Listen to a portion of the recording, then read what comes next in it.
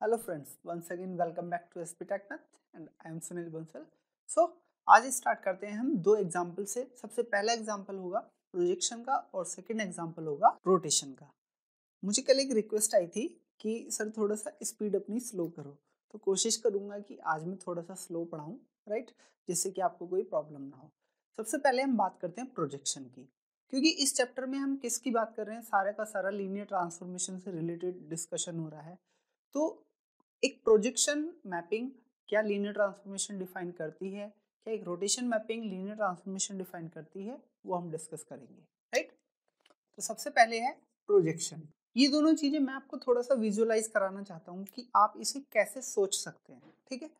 क्योंकि प्रोजेक्शन के बारे में मैंने आपको पहले भी बताया है। प्रोजेक्शन क्या होता है, शेडो होती है, परछाई होती है, ठीक है। आपके पास यहाँ पे यदि 2D प्लेन में लूँ तो फिर कोई फायदा है नहीं। आप किसी भी वेक्टर का प्रोजेक्शन क्या आ जाएगा, केवल या तो एक्स लाइन पे आ जाएगा या फिर वाई लाइन पे आ जाएगा, ठीक है। मैं बात करता हूँ 3D में। ये x है, ये y है और ये z है, ठीक है। कोई भी आपने वेक्टर लिया यहाँ पे x y z, ठीक है। आप इन एक्सेस को चेंज भी कर सकते हैं, ठीक है। अब आप क्या कर रहे हैं, इसका प्रोजेक्शन ले रहे हैं, ठीक है। तो प्रोजेक्शन क्या होगा, इसकी परछाई होगी, तो इसका प्रोजेक्शन इस तरह से यहाँ पे जो भी प्लेन है उस पर गिरेगा, ठीक है। यदि आपको यहाँ पे एक्स वाई ले लेंगे, यहाँ जेड ले लेंगे, तो ये एक्स जेड प्लेन हो जाएगा, अदरवाइज ये एक्स वाई प्लेन है इस समय, ठीक है। तो यहाँ पे ये आ गया। अब जब एक्स वाई प्लेन में आएगा कोई भी वेक्टर, ठीक है, तो एक्स वाई प्लेन में वो जेड डिस्टेंस नहीं चलेगा, यानी कि जेड हमेशा क्या रहेगा, जीरो रहेगा, एक्स वाई जीरो, ठीक है। आप इसे कैसे सोच सकते हैं, जैसे आपने डांसिंग फ्लोर देखा होगा, ठीक है। डांसिंग फ्लोर पे पोल लगा हुआ है, ये जो पोल है ये क्या है, जेड एक्सिस है, और जो डांसिंग फ्लोर की एक्सिस है वो क्या हो गई, एक्स और वाई, ठीक है। अब सपोज करो आप मूव कर रहे हैं उस डांसिंग फ्लोर के ऊपर और आपके हाथ में क्या है, वेक्टर्स हैं, ठीक है। और उन वेक्टर्स की शेडो कहाँ दिखाई दे रही है, वो दिखाई दे रही है जो फ्लोर है, राइट। तो फ्लोर क्या हो जाएगा, एक्स वाई प्लेन हो जाएगा। तो इस प्लेन के अंदर, ठीक है, जब भी आप शेडो देखेंगे तो उस शेडो में क्या होगा, जैसे वो प्लेन पे गिरेगी, ठीक है, तो इस पॉइंट में जेड की डिस्टेंस क्या हो जाएगी, जीरो हो जाएगी, राइट। तो अब हम करते क्या है, ट्रांसफॉर्मेशन डिफाइन करते हैं T from R cube to R cube such that t of x y z equal to x y 0, ठीक है। आपने क्या करा, किसी भी एलिमेंट की आपको इमेज चाहिए आर क्यूब के अंदर, वो क्या हो जाएगी, एक्स वाई प्लेन पे शेडो हो जाएगी, दैट मीन्स प्रोजेक्शन हो जाएगा, ठीक है।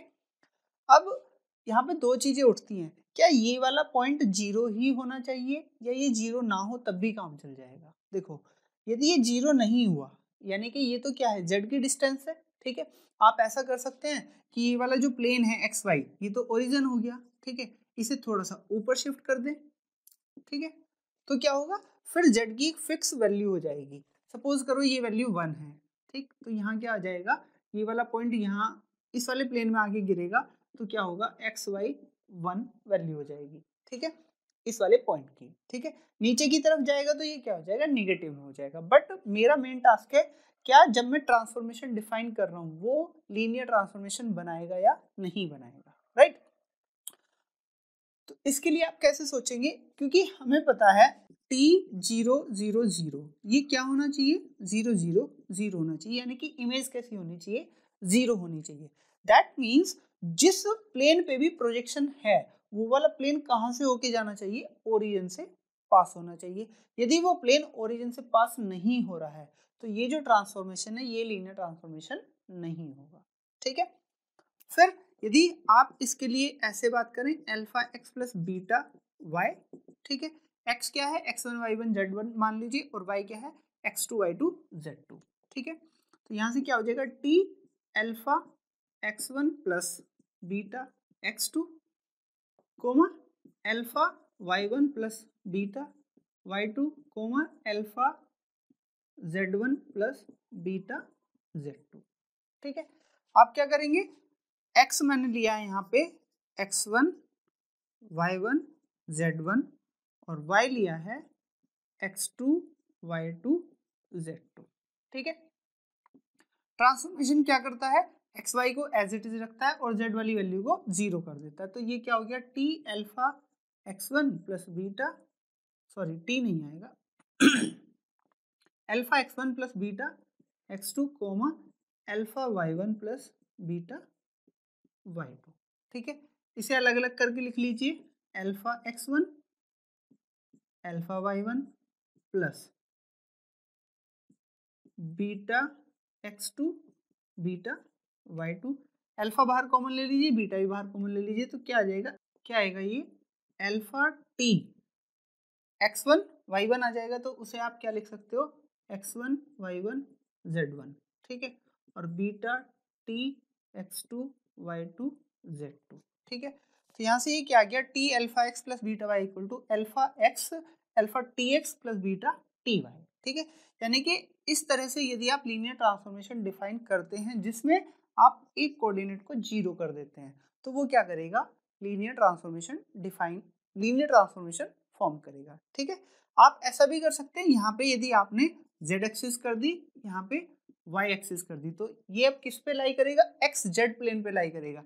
एक्स जेड प्लेन पे लाई करेगा तो जो कोऑर्डिनेट प्रेजेंट नहीं है उसे आप क्या कर दोगे, 0 कर दोगे, तो ये क्या हो जाएगा x0 z। ठीक है, तो इस तरह से आप 3 तरह से प्रोजेक्शन दिखा सकते हैं, बट जो प्रोजेक्शन होना चाहिए वो किसी प्लेन पे ही होना चाहिए और वो प्लेन ओरिजिन से पास होके जाना चाहिए।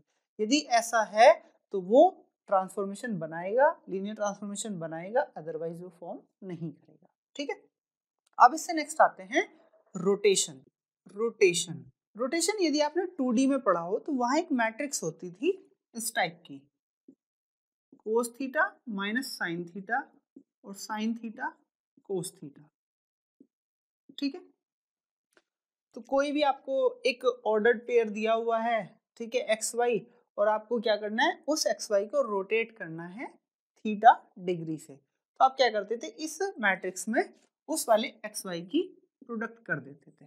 ठीक है, फॉर एग्जाम्पल कैसे, सपोज करो ये 2D प्लेन है, ये x ये y। ठीक है, यहाँ पे एक वेक्टर है 1 0। ठीक है, इसे आपने 90 डिग्री घुमाया तो ये क्या हो जाएगा, 0 1 हो जाएगा। ठीक, 90 का तो हमें दिखाई दे रहा है, बट यहाँ से क्या आता है, 90 से यदि आप इसे रोटेट करते हो तो कोस 90 क्या हो जाएगा, 0। ठीक है, साइन 90 क्या होगा, -1, साइन 90 1 और कोस 90 क्या हो गया, 0।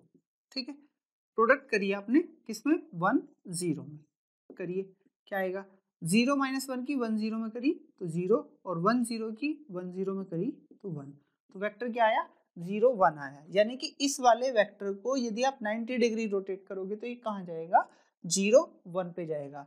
यदि आप इस वाले वेक्टर को, ये वेक्टर है, ठीक है, इसे 45 पे मूव करोगे तो ये कहाँ जाएगा, कहीं यहाँ पर जाएगा।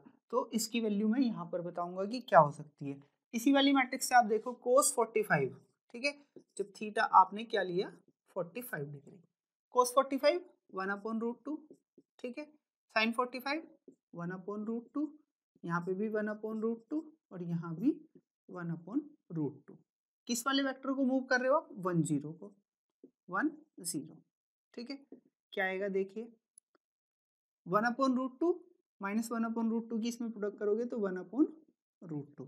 ऐसे ही सेकेंड वेक्टर की प्रोडक्ट करोगे तो क्या आ जाएगा, 1/√2।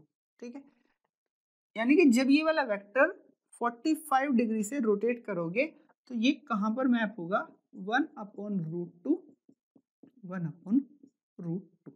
ठीक है, तो 2D में तो थोड़ा आसान होता है, आप इस मैट्रिक्स की हेल्प से इजीली फाइंड आउट कर सकते हैं।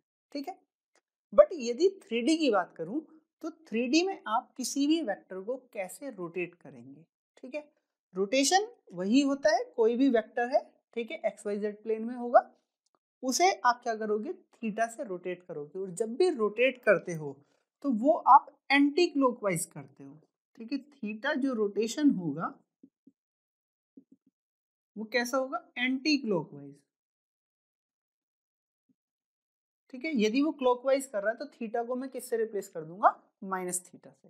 ठीक है, तो देखते हैं 3D में रोटेशन किस तरह से डिफाइन होता है। राइट, सपोज करिए आपको एक ट्रांसफॉर्मेशन दिया है आर में रोटेशन के लिए ले रहा हूँ, ठीक है, कहाँ से आर क्यूब से आर क्यूब पर, ठीक है। करते क्या है वो, आपको ये एक स्पेस दिया हुआ है एक्स वाई जेड, ठीक है, आर क्यूब स्पेस की हम बात कर रहे हैं। तो इसमें आपने कोई वेक्टर लिया, ठीक। अब ये जो वेक्टर होगा, फिर से इसका विजुअलाइजेशन कैसे कर सकते हैं आप देखिए, जैसे अभी अभी मैंने डांस फ्लोर और पोल वाला एग्जांपल बताया था, उसमें क्या हो जाएगा, वो आपका 3D बनाएगा, ठीक है। एक तो ऊपर की तरफ होगा, एक नीचे की तरफ भी स्पेस होगा, ठीक। जो भी वेक्टर होंगे, और वो आपका यदि सपोज करिए कि जो फ्लोर है वो कैसा है, लार्ज है, वेरी लार्ज है, ठीक है, तो उसके पास इनफाइनाइट पॉइंट होंगे, इनफाइनाइट रीजन हो जाएगा, ठीक है। तो आप उसी तरह से थोड़ा इमेजिन करिए, उसमें कोई भी एक वेक्टर है, ठीक है, जैसे मैं यहाँ पे खड़ा हूँ और ये नीचे की तरफ कोई भी फ्लोर है, ठीक है, और कोई भी पोल लगा हुआ है, वो क्या हो गया, जेड एक्सिस, उससे कुछ दूरी पे या जेड एक्सिस पे कोई भी मैंने पॉइंट ले लिया, ठीक है। मुझे तो ओवरऑल करना क्या है, एक कॉमन पॉइंट लेना है एक्स वाई जेड, ठीक है, या वी वेक्टर मान लो, ठीक। अब इस वी वेक्टर को मैं क्या कर रहा हूँ, रोटेट कर रहा हूँ। सपोज करिए ये कोई पोल है, ठीक है, और यहाँ इस पोजीशन पे कोई वेक्टर रखा हुआ है, तो मैं जब इस वेक्टर को रोटेट करूंगा, ठीक है, तो कैसे रोटेट होगा, सबसे पहले परपेंडिकुलर ड्रॉ करूंगा मैं इससे, ठीक है, परपेंडिकुलर ड्रॉ करने के बाद इसे इस तरह से रोटेट कर दूंगा जितने भी डिग्री वो कहेगा, ठीक है। सपोज करो उसने 10 डिग्री 20 डिग्री 30 डिग्री जितना भी कहा, ये वेक्टर अब इस पोजीशन में है, इसे मैं 30 डिग्री मूव करा के ऐसे कर दूंगा, यानी कि यदि मैं रोटेट करा रहा हूं तो वो रोटेट कैसे होगा, इस तरह से सर्किल में रोटेट होता रहेगा, ठीक है। तो आप देखिए समझिए कैसे करोगे, ये वाला वेक्टर है, इससे आपने क्या करा, एक परपेंडिकुलर ड्रॉ करा, ठीक।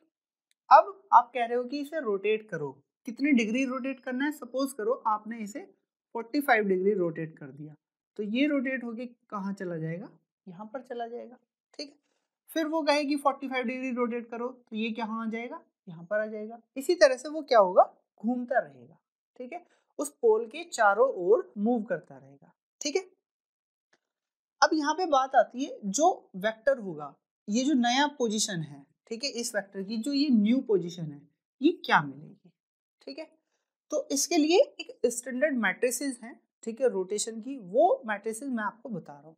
यदि मैं z के अबाउट रोटेट कर रहा हूँ तो मैट्रिक्स क्या बनती है, ठीक है, आर जेड लिख दिया है, रोटेशन अबाउट जेड एक्सिस, ठीक है। इसमें हम करते क्या है, सबसे पहले आप आइडेंटिटी मैट्रिक्स लीजिए, आइडेंटिटी मैट्रिक्स में जिस एक्सिस के अबाउट हम रोटेट कर रहे हैं उसे फिक्स कर दीजिए। तो जेड के लिए क्या होगा, 0 0 1 और 0 0 1, ठीक है। फिर आता है रोटेशन, तो रोटेशन के लिए जो मैट्रिक्स हमने अभी लिखी थी, कोस थीटा माइनस के साइन थीटा कोस थीटा, ठीक है।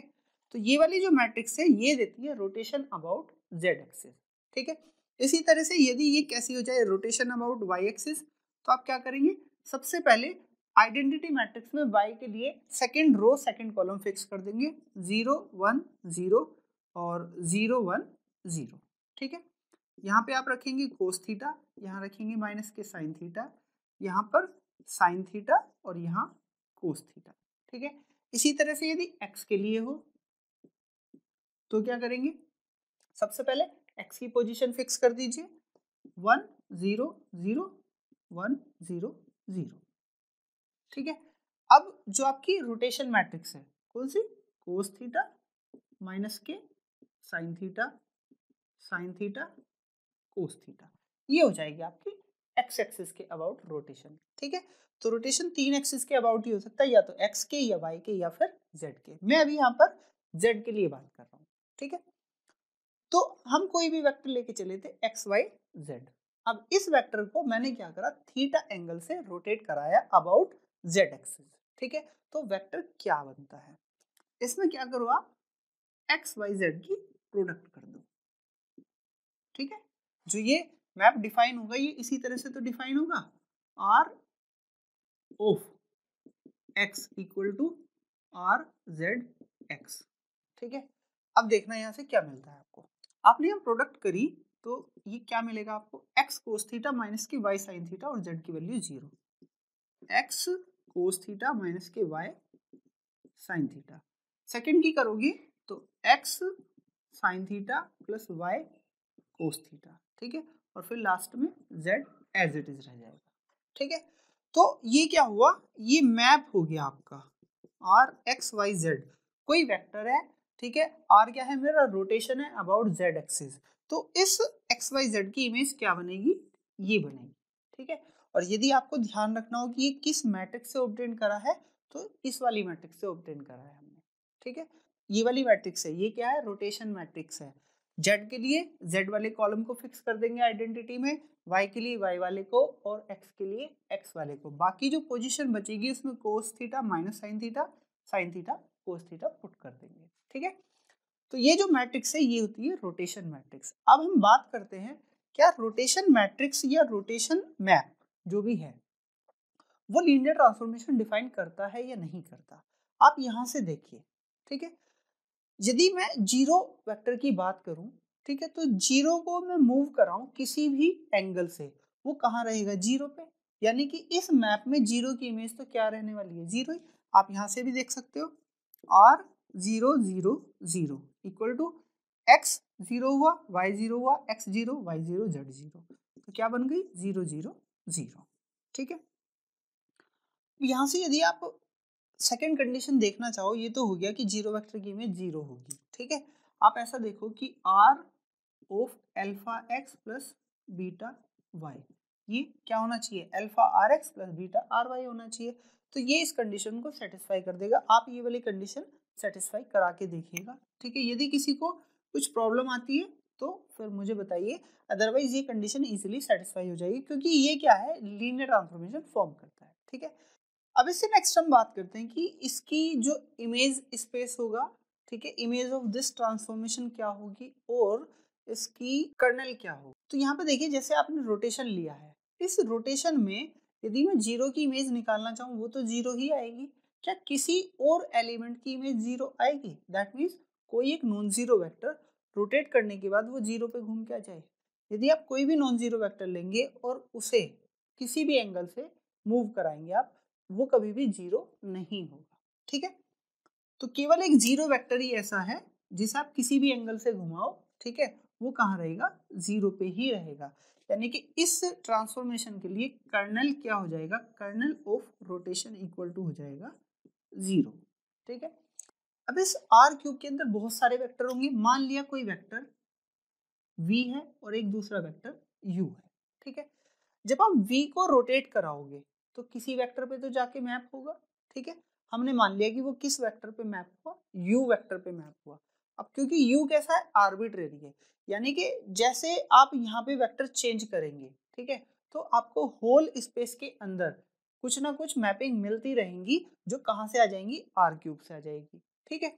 अब इसकी इनवर्स इमेज की बात करो, यानी कि 1 1 तो ये फंक्शन हो जाएगा, क्योंकि दो वेक्टर यदि डिफरेंट हैं तो रोटेट होके ऐसा नहीं हो सकता वो सेम एलिमेंट पे मैप करे, ठीक है।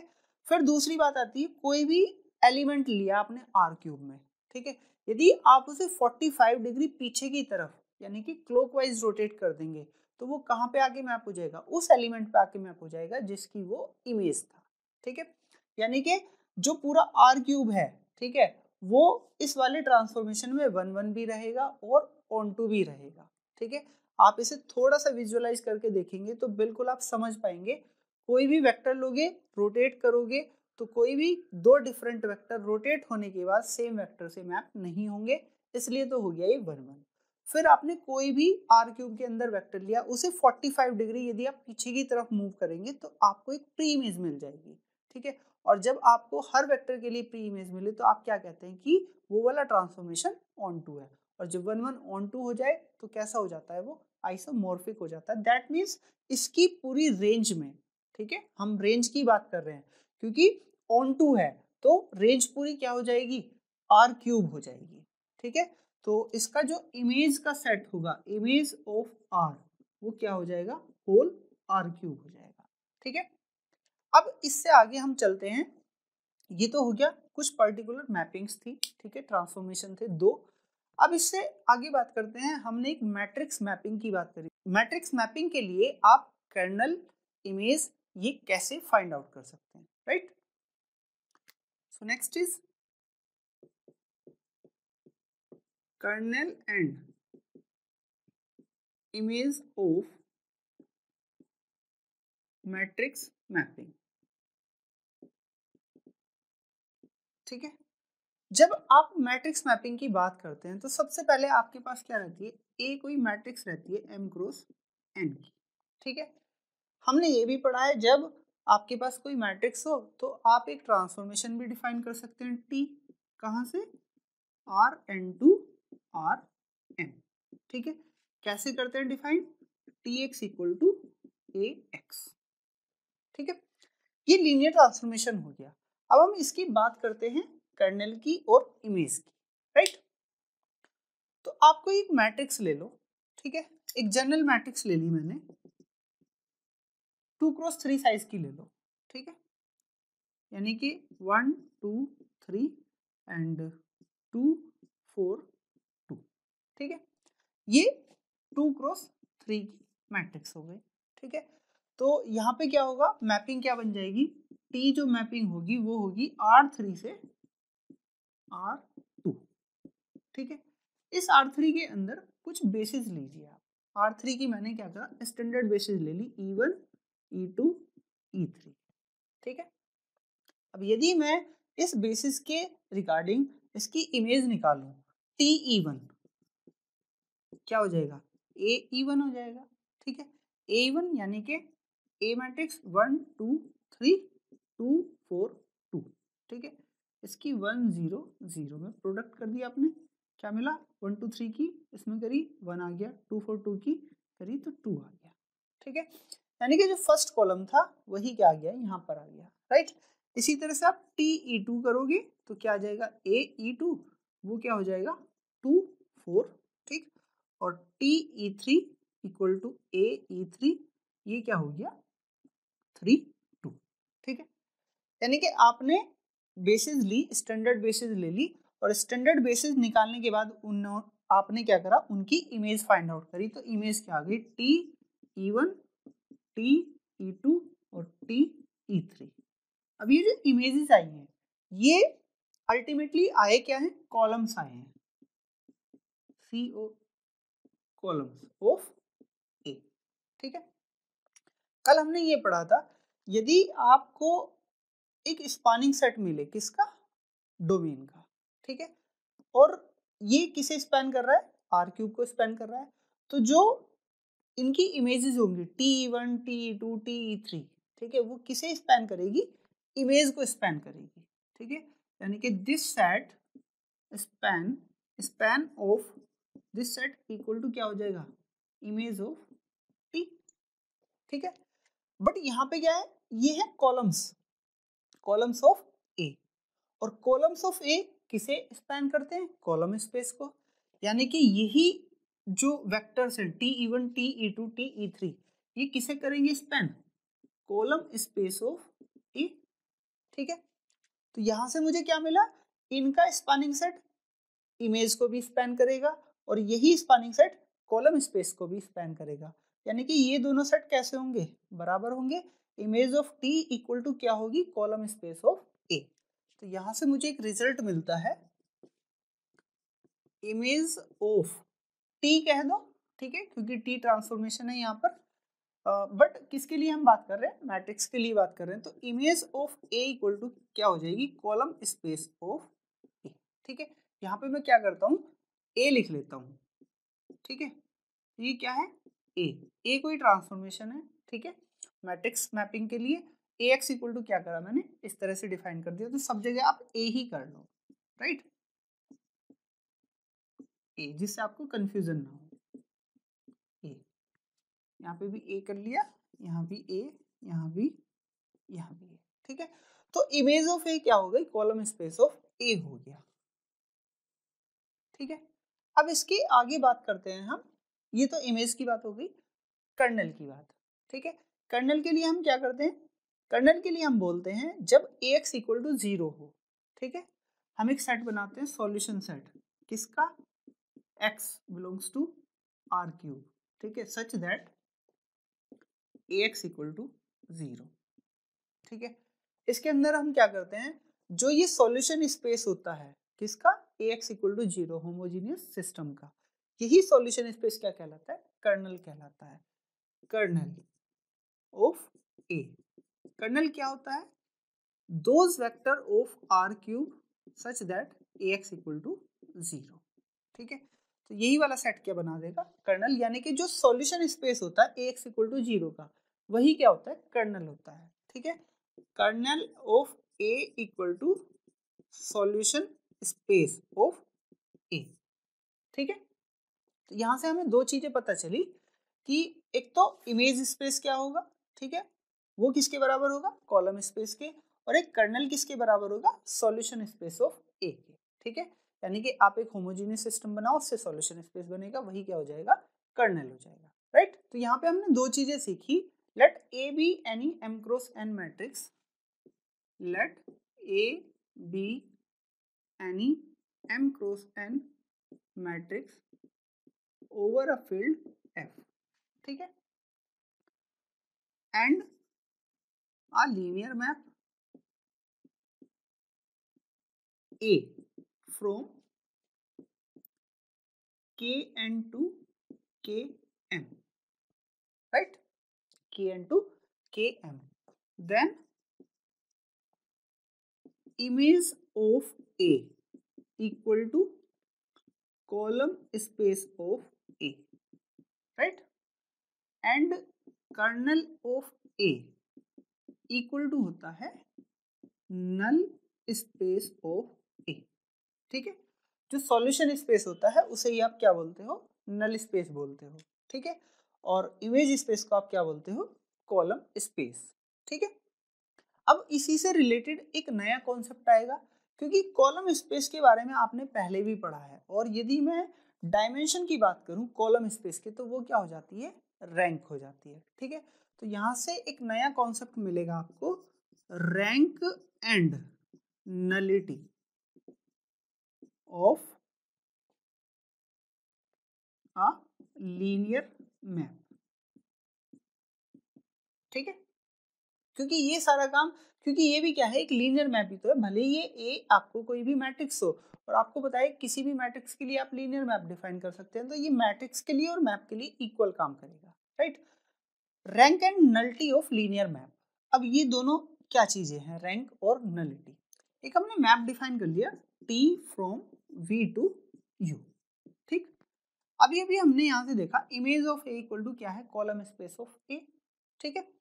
और कॉलम स्पेस की डायमेंशन वही क्या हो जाती है, रैंक हो जाती है। तो यदि मैं किसी भी ट्रांसफॉर्मेशन के लिए रैंक की बात करता हूँ, रैंक ऑफ टी, ठीक है, तो ये किसके बराबर हो जाती है, dimension of image of T, ठीक है। क्योंकि क्या है, इमेज किसके बराबर होती है, कॉलम स्पेस के बराबर होती है किसी भी ट्रांसफॉर्मेशन के लिए। तो यहाँ से मुझे क्या मिला, डायमेंशन निकालनी है किसकी, इमेज ऑफ टी की, यानी कि इमेज ऑफ टी के अंदर number of linearly independent vectors निकालने हैं मुझे, ठीक है। वही क्या हो जाएगी, इसकी डायमेंशन हो जाएगी। यदि मैं नलिटी की बात करूं इस ट्रांसफॉर्मेशन के लिए, नलिटी ऑफ टी, ठीक है। तो नलिटी ऑफ टी क्या होता है, जो यहाँ नल स्पेस होता है, ठीक है, या कर्नेल होता है किसी भी मैपिंग का, तो dimension of kernel of T, यही क्या हो जाती है, नलिटी हो जाती है। तो जो इमेज स्पेस है या कर्नल है, ये तो क्या है, स्पेस बनाएंगे, बट जो रैंक और नलिटी है ये होगा एक नंबर, ठीक है। और नंबर मुझे कहाँ से मिलेगा, डायमेंशन से, ठीक है। तो इसमें कंफ्यूज मत होइए कि नलिटी स्पेस बनाएगी या फिर नलिटी एक नंबर होगी। नलिटी और रैंक नंबर्स होंगे, और जो इमेज और कर्नल होंगे ये एक सेट बनाएंगे, सभी स्पेस बनाएंगे, ठीक है। करना क्या है आपको, जब आपसे रैंक पूछे तो आप उसकी इमेज की डायमेंशन निकालेंगे। यदि आपको मैट्रिक्स गिवन कर रखी है या आप उसकी मैट्रिक्स बना सकते हैं, तो आप क्या करेंगे, उसके कॉलम स्पेस की रैंक फाइंड आउट करेंगे। रैंक कैसे फाइंड आउट करेंगे, आप मैट्रिक्स को रखिए, उसे इक्लन फॉर्म में कन्वर्ट करिए, तो वहां से आपको क्या मिल जाएगी, रैंक मिल जाएगी। वहीं से आपको क्या मिलेगा, कर्नल मिलेगा। कर्नल क्या है, होमोजीनियस सिस्टम का सॉल्यूशन, ठीक है, उसकी डायमेंशन को आप बोलते हैं, होमोजीनियस सिस्टम के सॉल्यूशन स्पेस को आप बोलते हैं कर्नल। तो कोई भी आपको यदि मैट्रिक्स गिवन है, आप क्या करेंगे, उसे ax इक्वल टू 0 करेंगे, a की रैंक फाइंड आउट कर लेंगे, n माइनस r क्या हो जाएगी, उसकी डायमेंशन हो जाएगी कर्नल की, ठीक है। वही क्या कहलाएगी यहाँ पे, नलिटी कहलाएगी, राइट। तो यहाँ से एक थ्योरम नोट करिएगा आप, ठीक है। थ्योरम क्या है, let T be a linear transformation from V to U, then dimension of V equal to dimension of image of T plus dimension of kernel of T, ठीक है। Dimension of image of T क्या होता है, rank of T plus nullity of T, ठीक है। Dimension V equal to होती है rank of T plus nullity of T। यही थ्योरम क्या कहलाती है, rank nullity theorem, rank nullity theorem, या इसे सिल्वेस्टर लॉ भी बोलते हैं, ठीक है। बहुत इंपॉर्टेंट थ्योरम है, इसकी हेल्प से आप बहुत सारे क्वेश्चन इजीली कर पाते हैं। जब डायमेंशन की स्पेशली बात आती है, डायमेंशन की हो, रैंक की हो, नलिटी की हो, जब आपको दो चीजें पता रहती हैं तो आप तीसरी चीज इसकी हेल्प से इजीली फाइंड आउट कर सकते हैं, ठीक है। तो कोई भी यदि आपको एक ट्रांसफॉर्मेशन दिया है, लीनियर ट्रांसफॉर्मेशन, तो डायमेंशन ऑफ वी किसके बराबर हो जाएगी, इस ट्रांसफॉर्मेशन की रैंक के प्लस नलिटी के, राइट। अब एग्जांपल करते हैं इस पे बेस्ड, ठीक है, कि डायमेंशन आप कैसे निकालेंगे, किसकी, कॉलम स्पेस की डायमेंशन कैसे निकालेंगे, नल स्पेस की डायमेंशन कैसे निकालेंगे किसी भी गिवन लीनियर ट्रांसफॉर्मेशन के लिए, राइट। सपोज करिए आपको एक लीनियर ट्रांसफॉर्मेशन गिवन है, जैसे इसमें एग्जांपल 5.9 में दिया हुआ है, ठीक है। एफ एक ट्रांसफॉर्मेशन है R4 से R³ पर, राइट। डिफाइन कैसे करा है, x y z t equal to x minus y plus z plus t, 2x minus के 2y plus 3z plus 4t and 3x minus 3y plus 4z plus 5t, ठीक है। इस तरह से उसने ये लीनियर ट्रांसफॉर्मेशन डिफाइन करा है। और पूछा क्या है, फर्स्ट पार्ट में उसने पूछा find a basis and dimension of image of F.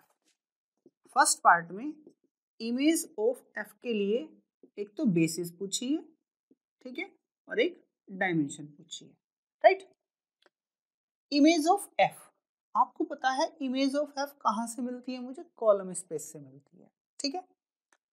एक चीज और आपको पता होनी चाहिए, जैसे हमने बात करी थी कि यदि आपको R4 के कुछ भी बेसिस पता है, ठीक है, तो बेसिस पता होने से आप पूरे ट्रांसफॉर्मेशन को अनफोल्ड कर सकते हैं।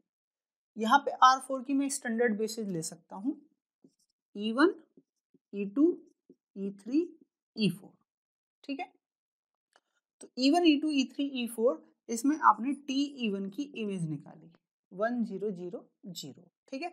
जहां जहां x है वहां 1 रखो, बाकी सब जगह 0 कर दो, तो क्या हो जाएगा 1 2 3, ठीक है। इसी तरह से आपने TE2 की इमेज निकाली, अब की बार y की जगह 1, बाकी सब जगह 0, तो आएगा -1 -2 -3, ठीक है।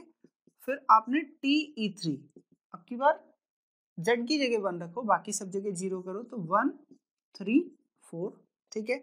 और TE4 ये क्या आ गया आपका 1 4 5, ठीक है। तो ये आपको क्या मिले, इमेजेस मिल गई। अब ये जो इमेजेस हैं, ठीक है, हमने बताया तो जो ये TE1 TE2 TE3 TE4 ये क्या बनाते हैं, कॉलम स्पेस बना देते हैं, ठीक है। और कॉलम स्पेस बनाने के बाद मैं क्या करूंगा, इसकी रैंक निकालूंगा।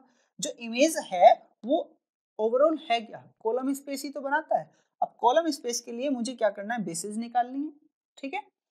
यदि इमेज को देखो ये कहाँ से आए हैं, R3 से वेक्टर आए हैं। इन R3 के वेक्टर्स में मैं क्या करूंगा, ये पूरा R3 जनरेट कर देंगे। ये ऐसा थ्योरम बोलती है E1 E2 E3 E4 generate R4, therefore images of E1 E2 E3 E4 will generate R3, ठीक है, या स्पैन R3। तो मुझे क्या करना है, इसमें केवल और केवल मुझे Li वेक्टर्स सेलेक्ट करने हैं कि इनमें से कितने वेक्टर्स Li होंगे। जितने वेक्टर्स Li हो जाएंगे, ठीक है, वही उसकी क्या हो जाएगी, डायमेंशन हो जाएगी। और यदि बेसिस की बात करता है वो कि बेसिस निकालना है, तो मैंने आपको दो तरीके बताए हैं, एक तो ओरिजिनल वेक्टर से बेसिस निकालना और एक न्यू वेक्टर से बेसिस निकालना। जब आप न्यू वेक्टर से बेसिस निकालते हो तो आप इन्हें रो वाइज पुट करते हो, बट जब आपको ओरिजिनल वेक्टर से बेसिस निकालनी हो इन्हीं वेक्टर्स में से, तो आप क्या करोगे, इन्हें कॉलम वाइज पुट करोगे, देन रो इक्विवेलेंट फॉर्म में कन्वर्ट करोगे। यहाँ आपके ऊपर डिपेंड करता है कि आप बेसिस कैसे निकालना चाहते हैं, ठीक है। तो मैं क्या करता हूँ, इन वेक्टर्स को मुझे क्या चेक करना है कि कितने LI हैं कितने LD हैं। तो मैंने इन सबको एक मैट्रिक्स में पुट कर दिया, 1 2 3 -1 -2 -3 1 3 4 एंड 1 4 5, ठीक है। जो सेकंड वाली रो है वो फर्स्ट का मल्टीपल है, यानी कि इसमें ऐड कर दूं 0 हो गई, 1 2 3 0 0 0 1 -1 0 3 -2 1 4 -3 1 1 -1 0 4 -2 2 एंड 5 -3 2। जो लास्ट वाली रो है वो थर्ड वाली रो का मल्टीपल है, यानी कि ये भी 0 हो गई। क्या करना है, R4 -2 R3, इसे आपने चेंज करा तो क्या आ गया, 1 2 3 0 0 0 और 0 1 1 0 0 0, ठीक है। अभी इक्विवेलेंट फॉर्म में कन्वर्ट नहीं हुई है, वो बोलता है इक्विवेलेंट फॉर्म में सारी 0 रोज नीचे होनी चाहिए। तो आपने क्या करा, 1 2 3 0 1 1 0 0 0 एंड 0 0 0, ठीक है। फर्स्ट पाइवोट यहाँ पे मिला, सेकंड पाइवोट यहाँ पे मिला। तो जो दो नॉन जीरो रोज हैं, ठीक है, वही कैसी हैं, आपकी LI हैं। और इस मैट्रिक्स की रैंक कितनी हो गई, 2 हो गई। अभी हमने पढ़ा था जो कॉलम स्पेस है, कॉलम स्पेस की डायमेंशन ही क्या हो जाती है, इसकी डायमेंशन हो जाती है, ठीक है। तो मुझे क्या करना था, इमेज ऑफ F की डायमेंशन निकालना है। तो जो मैट्रिक्स मैंने बनाई है इसकी मैं क्या करूं, डायमेंशन निकाल लूं, मैं रैंक निकाल लूं। तो रैंक कितनी आ गई, 2। तो डायमेंशन तो कितनी हो गई इसकी, 2। यदि मैं बेसिस की बात करूं, basis of image of F, वो क्या हो जाएगी, इन वाले वेक्टर्स को आप रख दीजिए, 1 2 3 एंड 0 1 1, ठीक है। ये क्या करेंगे, इसकी बेसिस फॉर्म करेंगे, क्लियर है। यदि मुझे ओरिजिनल वेक्टर्स से निकालना हो तो ओरिजिनल वेक्टर्स से निकालने के लिए आप क्या करोगे, 1 2 3 कॉलम वाइज पुट करोगे, -1 -2 -3, फिर 1 3 4 एंड फिर 1 4 5, तब उसे रो इक्विवेलेंट में कन्वर्ट करोगे। फिर जो पाइवोट्स मिलेंगे उनके करस्पॉन्डिंग आप कॉलम्स में जाओगे कि कौन से कॉलम के करस्पॉन्डिंग आपको पाइवोट मिला है, वही कॉलम आप सेलेक्ट कर लीजिए, वही क्या करेंगे, बेसिस बनाएंगे, ठीक है। मेरे अकॉर्डिंग यहाँ पे आप देखिए, जो मुझे पाइवोट मिला है, एक तो फर्स्ट वाले वेक्टर के लिए मिला है और एक थर्ड वाले वेक्टर के लिए मिला है, यानी कि ये दो मिला के क्या करेंगे, इसकी बेसिस फॉर्म कर देंगे, क्लियर है। तो इस तरह से आप इमेज की बेसिस एंड डायमेंशन निकाल सकते हैं। अब सेकंड पार्ट में उसने पूछा है कर्नल की बेसिस और डायमेंशन कितनी होगी, ठीक है। सेकंड में उसने पूछा है कर्नल के लिए एक तो डायमेंशन और सेकंड बेसिस। जब आप कर्नल की बात करते हो तो कर्नल के लिए हमें करना क्या होता है, f(x,y,z,t) को 0 करना होता है, ठीक है। ये जो वेक्टर्स मुझे मिलेंगे जिनके लिए ये लीनियर ट्रांसफॉर्मेशन किस पे मैप हो जाए, 0 पे, वही वेक्टर्स क्या बनाएंगे, इसका कर्नल बनाएंगे। फिर मुझे ये चेक करना है कि उसमें कितने LI हैं कितने LD हैं। जितने LI होंगे वही क्या हो जाएगी, उसकी डायमेंशन हो जाएगी, ठीक है। और वे जो LI वेक्टर्स होंगे वही क्या कर देंगे, बेसिस फॉर्म। तो हमें करना क्या है, इस मैप को इक्वल टू 0 करना है। तो मैं क्या करूँ, इस मैप की वैल्यू क्या है, ये वाली, इसे 0 के बराबर कर दूँ। जब इसे 0 के बराबर करूंगा तो क्या आएगा, x - y + z + t equal to 0, 2x - 2y + 3z + 4t equal to 0, और थर्ड हो गया 3x - 3y + 4z + 5t equal to 0। इस सिस्टम को सॉल्व करना है। नंबर ऑफ वेरिएबल कितने हैं, 4, n इक्वल टू है 4, ठीक है। आप इसकी कोफिशिएंट मैट्रिक्स बना सकते हैं। दिस इंप्लाइज कोफिशिएंट मैट्रिक्स होगी 1 - 1 1 1, 2 - 2 3 4 एंड 3 - 3 4 5, ठीक है। अभी आपने क्या करा था, यही तो थे 1 - 1 2 3 -1 -2 -3 1 3 4 1 4 5, जो मैं वहां बोल रहा था कि कॉलम वाइज पुट करके करना है। यदि वहां कॉलम वाइज पुट करोगे तो आपका आधा काम वहीं से हो जाएगा, ठीक है, उसी मैट्रिक्स से। तो मुझे क्या मिला था, फर्स्ट वाली रो के लिए और थर्ड वाली रो के लिए, ठीक है, क्या हुआ था, पाइवोट मिले थे। तो क्या होगा, यही वाले जो दो कॉलम है ये क्या बनाएंगे, इसकी बेसिस बनाएंगे, राइट। तो यदि इक्वल फॉर्म में कन्वर्ट करो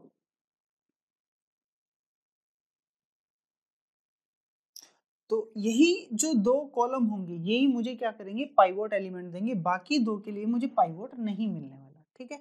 करके देखिएगा जरा, कन्वर्ट करा, 1 -1 1 1, 2 -2 0, -2 एंड माइनस ऑफ -2 0, 3 -2 1 एंड 4 -2 2, ठीक है। 3 -3 0, -3 ऑफ -3 0, 4 -3 1 एंड 5 -1 4 -3 1 एंड 5 -3 2, ठीक है। थर्ड वाली रो कैसी आ गई, इस पे डिपेंडेंट आ गई, यानी कि ये क्या हो जाएगी, जीरो हो जाएगी। देखिए फर्स्ट एंड थर्ड, ठीक है, यानी कि फर्स्ट कॉलम और थर्ड कॉलम, यही कहा था मैंने भी कि इनके लिए आपको पाइवोट मिल जाएंगे। अब जब इनके लिए पाइवोट मिल गए तो ये है x के लिए, ये है y के लिए, ये z, ये w, ना तो y के लिए मिला और ना ही w के मिला। तो y और w कैसे हो गए, फ्री वेरिएबल हो गए, फ्री वेरिएबल, ठीक है। और हमने ये पढ़ा है कि होमोजेनियस सिस्टम में जो फ्री वेरिएबल होते हैं, जितने फ्री वेरिएबल होते हैं वही क्या होती है, उसकी डायमेंशन होती है। तो यहाँ से हमें क्या पता चला, dimension of kernel of f वो कितनी है, 2 है, ठीक है। अब बात करते हैं बेसिस की। तो बेसिस निकालने के लिए हमने एक सिंपल सा फंडा ये बताया था कि जितने भी फ्री वेरिएबल्स हैं इसमें आप क्या करो, बारी बारी से एक एक अननोन को 1 वैल्यू दो और बाकी सबको 0 दो। तो यहाँ पे हम क्या करेंगे, एक बार y को 1 w को 0 और दूसरी बार y को 0 w को 1, ठीक है। लास्ट वाली इक्वेशन से हम क्या करते हैं, लास्ट वाली मैट्रिक्स से इक्वेशंस बना देते हैं दोबारा से। तो क्या आ जाती है, x minus y plus z plus t equal to 0, और यहाँ से आ जाएगी z plus 2t equal to 0, ठीक है। पहले आपने y इक्वल टू 1 रखा, w equal to 0, t, sorry यहाँ t आएगा, ठीक है। ये यहाँ पे t कर लीजिए, t, ठीक है। तो y equal to 1, t equal to 0, t equal to 0 रखा तो z इक्वल टू भी क्या आ गया, 0, ठीक है।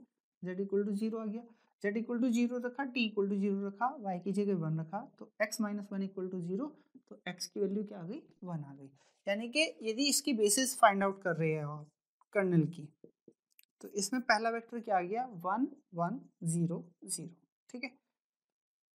दूसरे वेक्टर के लिए क्या करो, y की जगह 0, t की जगह 1, t की जगह 1 रखा तो z की वैल्यू क्या आई, -2, t की जगह 1 रखोगे, z की जगह -2, तो -2 प्लस 1 -1, y की जगह 0 ही रखा है, तो x की वैल्यू अभी भी क्या आई, 1 आ गई, ठीक है। तो सेकंड वेक्टर आपको मिला, x की वैल्यू 1, y की वैल्यू 0, z की वैल्यू -2 और t की वैल्यू 1, ठीक है। तो ये जो दो वेक्टर हैं ये क्या करेंगे, बेसिस करेंगे, बेसिस फॉर्म करेंगे किसकी, कर्नल की, ठीक है। और डायमेंशन कितनी हो जाएगी, 2। अभी अभी हमने रैंक नलिटी थ्योरम पढ़ी थी, वो क्या कहती थी कि सपोज करो आपके पास एक लीनियर ट्रांसफॉर्मेशन है, तो वो क्या स्टेट करती है कि dimension of v equal to rank of f plus nullity of f, ठीक है।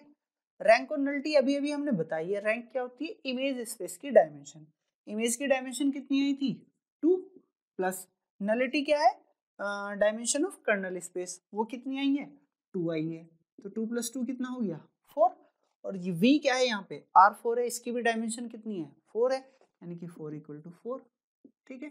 तो ये इक्वेशन सेटिस्फाई होती है किसी भी लीनियर ट्रांसफॉर्मेशन के लिए।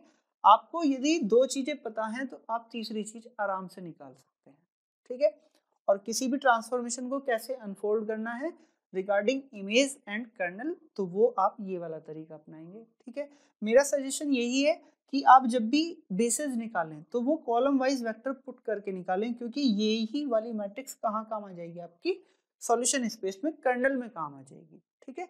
तो आपका काम डबल डबल नहीं करना होगा आपको, राइट। अब इससे नेक्स्ट टॉपिक आता है singular and non singular linear mapping और आइसोमॉर्फिज्म, ठीक है। ये अपने आप में बहुत इंपॉर्टेंट टॉपिक है जो अब कराऊंगा मैं, ठीक है। आप किसी भी ट्रांसफॉर्मेशन को देख के ये बता सकते हैं कि वो सिंगुलर होगा, नॉन सिंगुलर होगा, आइसोमॉर्फिक होगा या नहीं होगा, राइट। आइसोमॉर्फिज्म में मैंने आपको पहले भी बताया है, आइसोमॉर्फिज्म एक इतना पावरफुल टूल है। आपके पास दो सेट हैं, एक मैपिंग डिफाइन है, यदि वो मैपिंग 1 1 ऑन 2 हो जाए तो एक सेट ही दूसरे सेट की सारी प्रॉपर्टी बता देता है। आपको दोनों सेट का एनालिसिस करने की जरूरत नहीं होती, आप केवल एक सेट का एनालिसिस करिए तो दूसरा अपने आप अनफोल्ड हो जाएगा, right.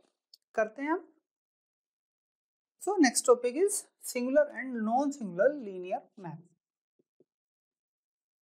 Singular and non singular linear transformation, right. तो सिंगुलर ट्रांसफॉर्मेशन किसे कहते हैं? देखिए, कोई भी आपके पास एक ट्रांसफॉर्मेशन डिफाइन है एफ वी टू यू, ठीक है। अब ये लीनियर ट्रांसफॉर्मेशन है, लीनियर ट्रांसफॉर्मेशन, ठीक है। तो मुझे ये पता है कि जीरो की इमेज क्या होगी, जीरो होगी, ठीक है। If there exist, right, v belongs to v such that v is non-zero and f of v equal to 0, ठीक है, then f is called singular, ठीक है। मतलब कहने का क्या है, कोई भी आपके पास एक लीनियर ट्रांसफॉर्मेशन डिफाइन है और उस ट्रांसफॉर्मेशन में किसी भी नॉन जीरो एलिमेंट की इमेज यदि जीरो आ जाती है तो वो ट्रांसफॉर्मेशन कैसा होगा, सिंगुलर होगा। अदरवाइज वो कैसा होगा, नॉन सिंगुलर। मतलब यदि किसी भी नॉन जीरो एलिमेंट की इमेज जीरो नहीं है, ठीक है, और जीरो इमेज किसकी, केवल और केवल जीरो की है, ठीक है, अदरवाइज कॉल्ड नॉन सिंगुलर, ठीक है। That is there is only zero belongs to v such that t0 equal to 0, ठीक है। अब ये वाली कंडीशन क्या होती है, t0 इक्वल टू 0, जीरो की इमेज जीरो, बट ये वाला एलिमेंट कहाँ पर लाई करेगा? अभी हमने दो चीजें पढ़ के आ रहे हैं हम, एक तो इमेज और एक कर्नल। तो ये वाला एलिमेंट कहाँ पर पहुंच जाएगा, कर्नल में हो जाएगा। मैंने आपको पहले भी बताया है, किसी भी मैपिंग के लिए, लीनियर ट्रांसफॉर्मेशन के लिए कर्नल कभी भी खाली नहीं हो सकता, उसके अंदर कम से कम एक वेक्टर तो जरूर आएगा, जीरो, ठीक है। बट यदि मैं डायमेंशन की बात करूं तो डायमेंशन उसकी क्या हो जाएगी, तब जीरो हो जाएगी। यानी कि this implies kernel of f equal to singleton 0, right? When transformation is non-singular, then kernel of f equal to singleton 0, and when kernel of f is singleton 0, then transformation is non-singular. जब zero की image केवल zero है, केवल zero की image ही zero है, बाकी किसी की जीरो नहीं है, बाकी किसी की जीरो होगी तो कर्नल में आ जाएगा, ठीक है। और जब कर्नल में केवल जीरो है तो वो ट्रांसफॉर्मेशन कैसा होगा, नॉन सिंगुलर, और नॉन सिंगुलर है तो कर्नल कैसा होगा, उसका सिंगलटन सेट होगा, राइट। तो यदि मैं यहाँ से एक बात और कहना चाहूँ, यदि मैं डायमेंशन निकालूं किसकी, कर्नल की, f, तो वो क्या आएगी, जीरो आएगी। अब इसे वन मत कहने लगना, क्योंकि डायमेंशन में हम क्या देखते हैं, किसी भी सेट के अंदर number of linearly independent vectors, और जीरो क्या है, ये खुद में डिपेंडेंट है, ठीक है। तो ये क्या हो जाता है, कर्नल की डायमेंशन कितनी हो, जीरो, तब भी मैं क्या कहूंगा, नॉन सिंगुलर होगा ट्रांसफॉर्मेशन, और यदि नॉन सिंगुलर है तो डायमेंशन ऑफ कर्नल क्या होगी, जीरो होगी, राइट। इससे आगे हमें एक थ्योरम दी हुई है उसने, थ्योरम 5.7। ये थ्योरम बहुत इंपॉर्टेंट है। थ्योरम में क्या कहा है उसने, late f is a linear transformation from v to u, a non-singular linear transformation, then image of any linearly independent set is linearly independent, ठीक है। f मेरा एक लीनियर ट्रांसफॉर्मेशन है v to u, क्या है, लीनियर ट्रांसफॉर्मेशन है, और कैसा है, नॉन सिंगुलर है।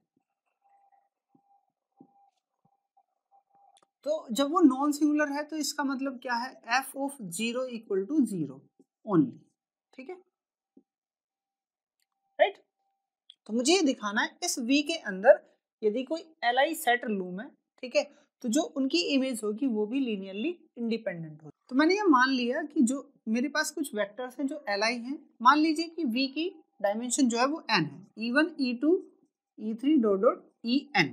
ये कैसा है? Li सेट है, ठीक है, किसमें? In V, right. Li set है, तो इसके लिए यदि मैं स्केलर्स ढूंढना चाहूं, alpha 1 alpha 2 dot dot alpha n, such that alpha 1 E1 plus alpha 2 E2 dot dot alpha n En equal to 0, this implies all alpha i's equal to 0, ठीक है। यही है लीनियरली इंडिपेंडेंट की डेफिनेशन। अब मुझे ये दिखाना है कि जो E1 E2 E3 En है, इनकी जो इमेज है वो भी कैसी होगी? लीनियरली इंडिपेंडेंट होगी। तो इनकी इमेजेस क्या आएंगी? TE1 TE2 dot dot TEN, ठीक है। अब मैं करता क्या हूं, ये मुझे क्या करना है? लीनियरली इंडिपेंडेंट दिखानी है, किसमें? इन U, ठीक है। इसके लिए मैंने क्या करा, मैंने स्केलर्स लिए, मैंने यही वाले स्केलर्स ले लिए, अल्फा 1 अल्फा 2 अल्फा n। तो यहाँ से क्या हो जाएगा, मुझे क्या दिखाना है? इसका जो लीनियर कॉम्बिनेशन है वो क्या होना चाहिए? 0 होना चाहिए। That means alpha 1 TE1 plus alpha 2 TE2 plus dot dot alpha n TEN equal to 0। यदि मैं ये दिखाने में कामयाब रहा कि alpha 1 alpha 2 alpha n all are zeros, ठीक है, then TE1 TE2 TN will be linearly independent, ठीक है। कैसे दिखाओगे? क्योंकि T कैसा? लीनियर ट्रांसफॉर्मेशन है, लीनियर ट्रांसफॉर्मेशन है, तो ये अल्फा 1 अंदर जा सकता है, ठीक है, फिर ऐड भी हो सकता है, यानी कि ये इस तरह से बन जाएगा T alpha 1 E1 alpha 2 E2 dot dot dot alpha n En equal to 0। यहाँ से क्या इंप्लाई हुआ? T of some vector equal to 0, but T मुझे कैसा दिया हुआ है? यहाँ पे T कर लो, T मुझे कैसा दिया हुआ है? Non singular. अब जब नॉन सिंगुलर दिया हुआ है तो वो कहता है कि T 0 इक्वल टू 0, ठीक है, केवल 0 वेक्टर ही ऐसा है जो 0 इमेज देगा, यानी कि ये वाला वेक्टर कैसा होना चाहिए? 0 वेक्टर होना चाहिए। ये वाला वेक्टर 0 होगा तो ऐसी सिचुएशन बनेगी, ठीक है, ये वाली सिचुएशन होगी। अब जो E1 E2 E3 En ये क्या है? Li है, ये हमने कहा है। तो यदि ये लीनियर कॉम्बिनेशन 0 है तो ये क्या इंप्लाई करता है? All alphas will be 0। हम यहाँ से लेके चले थे इमेजेस, इमेजेस के लिए हमने स्केलर्स लिए, स्केलर्स लेके लीनियर कॉम्बिनेशन बताया और दिखा दिया कि ऑल अल्फाइज आर 0, ठीक है।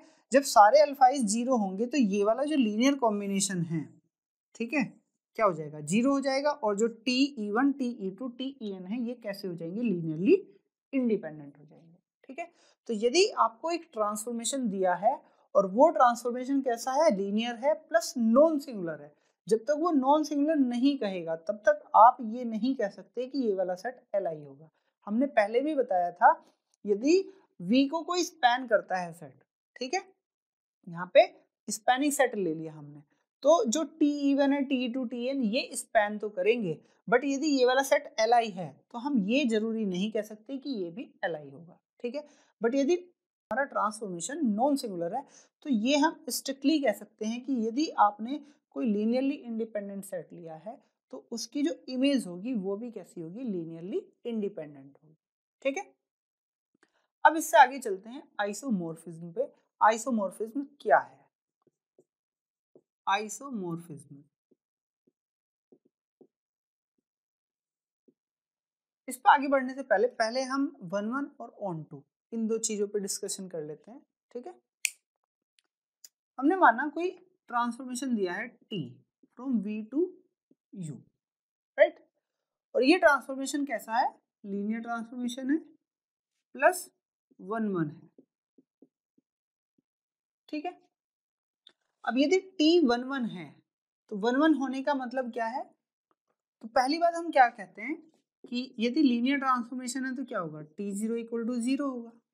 0 के अलावा मैंने कोई भी एलिमेंट लिया V से, ठीक है, TA, तो क्या उसकी इमेज 0 हो सकती है? क्योंकि T कैसा है? 1 है, ठीक है, different element has different image, तो ये क्या होगा? नॉन जीरो होगा when A is not equal to 0, ठीक है। तो यहाँ से मुझे क्या मिला, कोई भी नॉन जीरो एलिमेंट लिया तो उसकी इमेज हमेशा मुझे कैसी मिलेगी, नॉन जीरो मिलेगी।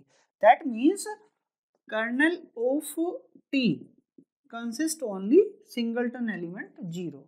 और ऐसा कब होता है, जब मेरा टी कैसा हो, नॉन सिंगुलर हो। This implies T is non singular. ठीक है, तो मैंने एक चीज तो दिखा दी, यदि टी वन वन है तो टी कैसा हो गया, नॉन सिंगुलर हो गया। अब मैं कोशिश करता हूँ, यदि नॉन सिंगुलर है टी तो ये वन वन भी होगा। अब नॉन सिंगुलर मुझे दे रखा है, यानी कि T zero equal to zero है केवल। ठीक है, तो वन वन प्रूव करने के लिए मैं क्या करूं, दो एलिमेंट की इमेज ले लूं, T v equal to T डब्ल्यू, और इन्हें कैसे लेके चल रहा हूँ, इक्वल लेके चल रहा हूँ। तो मैं ये दिखा दूं कि v इक्वल टू डब्ल्यू होगा। ठीक है, तो क्या करो, इसे लेफ्ट में लेके आ जाओ, टी वी माइनस टी डब्ल्यू इक्वल टू जीरो। टी क्या है, लीनियर ट्रांसफॉर्मेशन, तो आप इसे कैसे लिख सकते हैं, टी ऑफ v माइनस डब्ल्यू equal to zero, right. But T कैसा है मेरा, नॉन सिंगुलर है। नॉन सिंगुलर है तो केवल जीरो एलिमेंट की इमेज क्या हो सकती है, जीरो हो सकती है। तो v माइनस डब्ल्यू इक्वल टू क्या होना चाहिए, जीरो होना चाहिए। This implies v equal to डब्ल्यू। ठीक है, तो यहां से मुझे क्या पता चला, यदि वन वन है तो वो नॉन सिंगुलर होगा, और नॉन सिंगुलर है तो वो कैसा होगा, वन वन होगा। ठीक है, तो यहाँ पे उसने एक थ्योरम स्टेट करी है, a linear map f from v to u is 1 to 1 if and only if f is non singular. तो कोई भी ट्रांसफॉर्मेशन यदि मुझे चेक करना है कि वो वन वन है या नहीं है, तो एक सिंपल सा काम है, आप ये चेक कर लो कि f v equal to zero. ठीक है, v इक्वल टू जीरो ही मिलता है या v not equal to zero. यदि v not equal to zero हुआ तो वो कैसा हो जाएगा, सिंगुलर हो जाएगा। ठीक, और केवल जीरो की इमेज ही जीरो मिलती है और कोई नहीं मिलती, तो वो कैसा हो जाएगा, नॉन सिंगुलर। ठीक है, तो हमें यहाँ से एक पावरफुल टूल मिल गया कि कोई भी ट्रांसफॉर्मेशन है, यदि मुझे वन वन चेक करना है, ठीक है, लीनियर ट्रांसफॉर्मेशन है, तो मुझे कुछ नहीं करना, उसके वन वन चेक करने के लिए मुझे ये फाइंड आउट करना है कि कोई नॉन जीरो एलिमेंट की इमेज जीरो तो नहीं है। यदि है तो फिर वो सिंगुलर हो गया, और यदि नहीं है तो वो कैसा हो गया, नॉन सिंगुलर। राइट, अब इससे आगे बात करते हैं आइसोमॉर्फिज्म, जो हमारा मेन टॉपिक था। आइसोमॉर्फिज्म पहले भी बताई है मैंने आपको, कि कोई आपको एक टी ट्रांसफॉर्मेशन डिफाइन है, v टू u कैसा है, लीनियर ट्रांसफॉर्मेशन है। यदि ये ट्रांसफॉर्मेशन कैसा हो जाए, one one onto both हो जाए। ठीक है, वन वन भी हो प्लस ऑन टू भी हो। ठीक है, वन वन तो आपने चेक कर ही लिया कि कैसा होना चाहिए, ये नॉन सिंगुलर होना चाहिए, तो ये वन वन हो गया। ऑन टू के लिए हम क्या बात करते हैं कि every element has pre image. ठीक है, तो इसे देखिए कैसे समझेंगे आप। सबसे पहले तो बात ये होगी कि जो v और u है वो कैसे होने चाहिए, सेम डायमेंशन के होने चाहिए। ठीक है, तो एक थ्योरम स्टेट की हुई है उसने, आपके पास एक वेक्टर स्पेस है फाइनाइट डायमेंशन का। ठीक है, v is finite dimension vector space, right, and dimension of v equal to dimension of u। एक दूसरा वेक्टर स्पेस है, उसकी डायमेंशन किसके बराबर है, v के इक्वल है। ठीक है, तब आपने एक ट्रांसफॉर्मेशन डिफाइन करा f from v to u, right. तो वो ये कहता है, if f is non singular, f is non singular, ठीक है, this implies f is an isomorphism, and if f is an isomorphism then f is non-singular। ठीक है, तो यहां से हमें क्या चीजें ऐड करनी है, एक तो उसने ये दिया हुआ है dimension of v equal to dimension of u, यहाँ पे उसने ये वाली प्रॉपर्टी ऐड करी है। ठीक, अब इस वाली प्रॉपर्टी से क्या होगा, f नॉन सिंगुलर है तो मुझे पता है f वन वन होता है। ठीक है, ऑन टू दिखाना है मुझे यहाँ पे, ऑन टू यदि मैंने और दिखा दिया f नॉन सिंगुलर होने के साथ इस वाली प्रॉपर्टी को यूज करके, तो फिर मैं क्या कह पाऊंगा कि ये जो पूरा ट्रांसफॉर्मेशन है ये वन वन ऑन टू हो जाएगा, और वन वन ऑन टू हो जाएगा तो ये क्या हो जाएगा, आइसोमॉर्फिक हो जाएंगे एक दूसरे के, v और u एक दूसरे के आइसोमॉर्फिक होंगे। ठीक है, अब यहाँ से देखो हम ऑन टू कैसे प्रूव करेंगे। ठीक है, ऑन टू प्रूव करने के लिए हमारे पास क्या तरीका है कि हम u के अंदर कोई भी वेक्टर लें और उसके करस्पॉन्डिंग हमें क्या मिले, एक प्री इमेज मिल जाए। ठीक है, क्योंकि यहाँ उसने कहा है dimension of v equal to dimension of u, ठीक है। तो अब जब इसकी डायमेंशन इक्वल दे रखी है तो हमने कुछ मान लिया, क्योंकि उसने फाइनाइट डायमेंशनल वेक्टर स्पेस भी कहा है, तो v की हमने डायमेंशन मान ली कितनी है, n है, dimension of v equal to n, ठीक। अब जब डायमेंशन n है तो इसकी हम एक बेसिस भी ले सकते हैं, तो हमने सिंपल वाली बेसिस ले ली e1 e2 dot dot en, ठीक है। अभी अभी हमने एक थ्योरम पढ़ी थी कि f यदि नॉन सिंगुलर हो, ठीक, तो एक लीनियरली इंडिपेंडेंट सेट की इमेज जो होगी वो भी लीनियरली इंडिपेंडेंट होगी, यानी कि e1 e2 en li हैं, ठीक है। This implies t f e1 f e2 dot dot f en, ये भी कैसे होंगे, li होंगे, ठीक है। अब मुझे बस ये दिखाना है कि इसके अंदर मैं कोई भी एलिमेंट लूं, ठीक है, इसके अंदर कैसे होंगे, इसी टाइप के एलिमेंट होंगे f इंटू समथिंग टाइप के, ठीक है। कोई भी एलिमेंट मैंने लिया इसके अंदर तो वो क्या है, उसके लिए मुझे एक प्री इमेज मिल जाएगी, ठीक है। अब समझिएगा यहाँ से जो e1 e2 en है, एक थ्योरम और भी पढ़ी है हमने कि कोई सेट यदि स्पैन करता है v को, ठीक है, तो जो उसकी इमेज सेट है वो स्पैन करेगी किसे, इमेज को, ठीक है, इमेज ऑफ f को, राइट।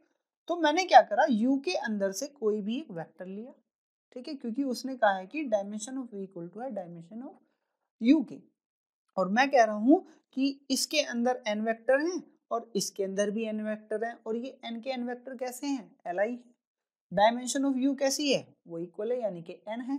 जब n li वेक्टर मिल रहे हैं तो ये पूरे के पूरे u को स्पैन कर सकते हैं, ठीक है, यानी कि जो ये वाला सेट है, इमेज सेट है, ये इमेज को ना स्पैन करके ये पूरे u को स्पैन कर देगा, ठीक है। अब पूरे u को स्पैन करेगा तो यहाँ से देखो कोई भी वेक्टर लो मैं यहाँ से u, ठीक है, u belongs to capital U, तो वो जो u है वो इनके लीनियर कॉम्बिनेशन में लिखा जा सकता है, ठीक है।